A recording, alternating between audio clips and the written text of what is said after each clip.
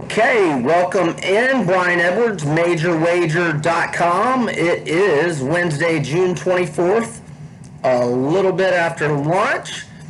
Here to talk some Heisman Trophy candidates, odds. There's Justin Fields and Trevor Lawrence are the favorites, but there's no value there, in my opinion, or not enough value. So I'm going to give you three guys. The one I like the most has actually got the longest odds.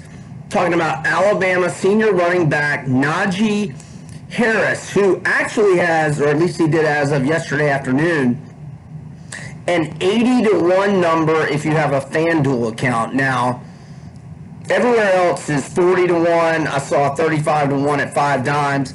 I mean, I still think it's worth a little small baby play at those prices, and certainly a pretty baby play at 80-1, but I think he's got a legit shot. First off, let's start with Najee's stats last year. 1,224 rushing yards, 13 touchdowns, 5.9 yards per carry, 27 receptions, 304 yards, and 7 touchdowns.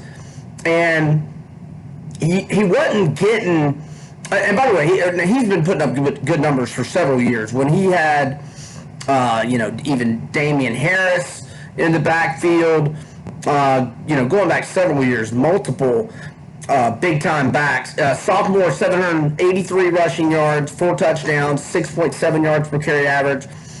Freshman year, 6.1 yards per carry average, 370 rushing yards, 3 touchdowns, only 61 carries. We have seen Alabama running backs win the Heisman in the last decade under Nick Saban, or the last 11 years, I should say. 09 with Mark Ingram, Derrick Henry with 2015. I think Saban and the offense may lean on the running game just a little bit more than normal. I mean, look, we've had Jalen and Tua, one or the other, the last 3 years at quarterback, and I think Mac Jones is going to be solid. I've talked about that, written about that. He was solid in 4 starts last year. Bounced back for those pick sixes at Auburn and led touchdown drives on the ensuing possession both times. Wasn't his fault they missed the chip shot that would have forced overtime, and who knows how that game goes. Harris had 14 carries or fewer in 7 games last year. Maybe there's not as many blowouts this year for Alabama. You got Georgia on the schedule. I don't think you're going to get quite as prolific a quarterback play. USC in week 1. Not that USC is that good. And I like Alabama minus. If it's 14 or fewer, I like Alabama in that game. I think they'll lean on the running game more. I think Najee, they'll have more closer games, not as good a quarterback play. I think he'll get more touches, more numbers, more stats. If you're looking for Heisman-like moments, he had several last year. I mean, the 4th and 3 play against South Carolina, he stiff arms the linebacker to get the first down. Then he hurdles over the DB that goes low to hit him. And then at the 5, there's like a safety and a linebacker that have a shot at him, and he just into the end zone. That was a nasty 4th down touchdown in 1 possession game at the time, too. With Williams-Brice in it, and had South Carolina not gotten that fake field goal for a touchdown called back on that nickel dime rinky-dink BS holding call, who knows how that game goes. And they only got 3 points on their last possession of the first half and their first possession in the second half when they had 1st and goal in both opportunities. And look, it's for the Heisman, it's all about being in the mix, your team being in showcase games as you get late October and into November. Alabama in the past has played A&M pretty early. Late September, early October.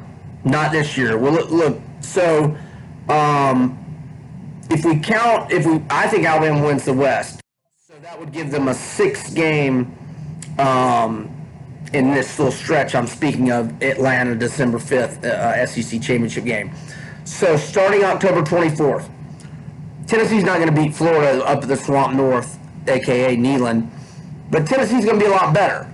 So at Tennessee will be a showcase game. Might not be the CBS game, but it'll probably be the ESPN primetime game. I don't know who else is playing that weekend, but actually maybe it is the 3:30 game because it's a week before Florida Georgia, which will obviously and always is the 3:30 CBS game Eastern.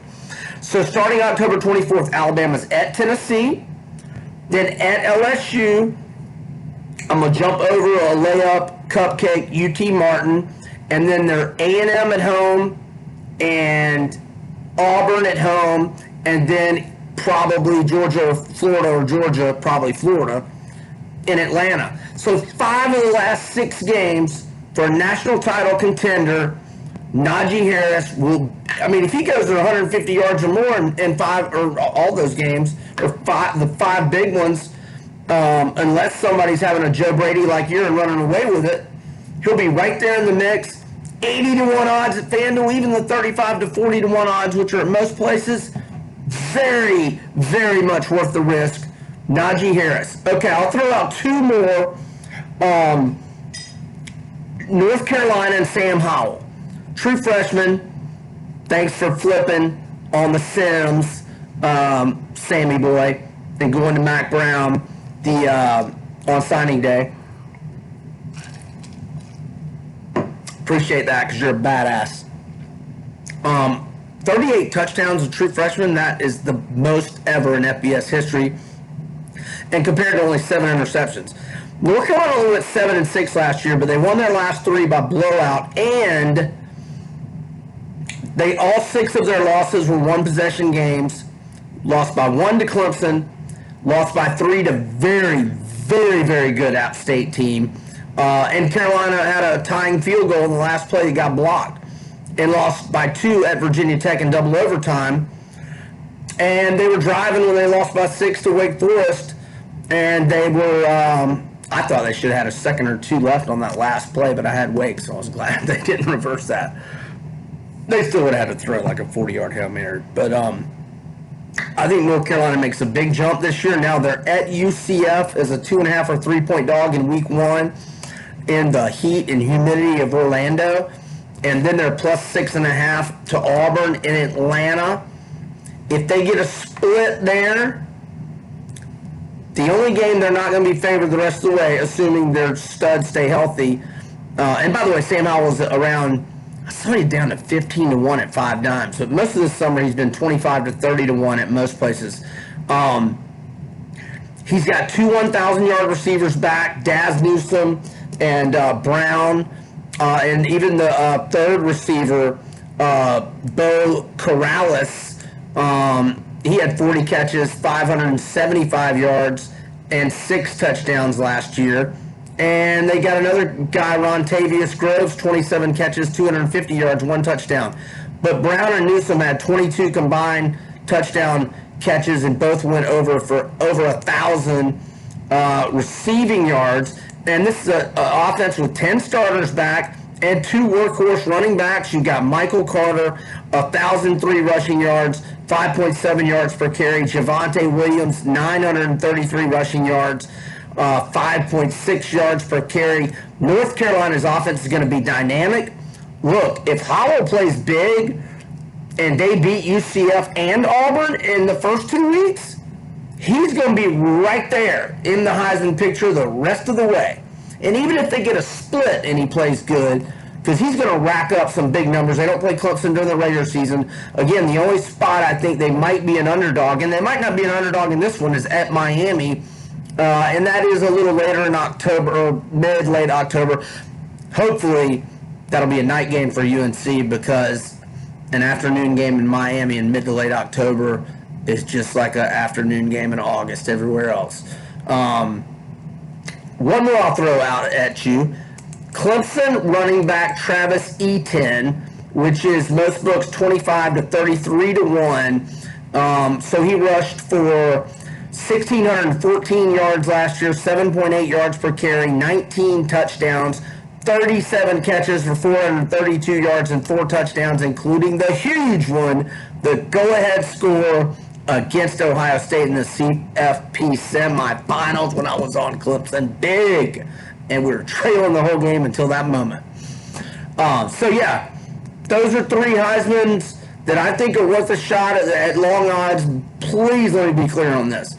I'm talking about little baby small change plays. Don't tie up money on a Heisman bet. Don't tie up much of your bankroll. And I mean, I'm talking, when I'm making a regular bet on a Saturday, I'm talking a couple of hundy. I'm talking maybe 25 on this, maybe 50 if you're feeling good. So Sam Howell, Najee Harris, or Travis Etienne, Clemson running back. Brian Edwards, MajorWager.com. Those are some Heisman Trophy thoughts for the 2020 campaign.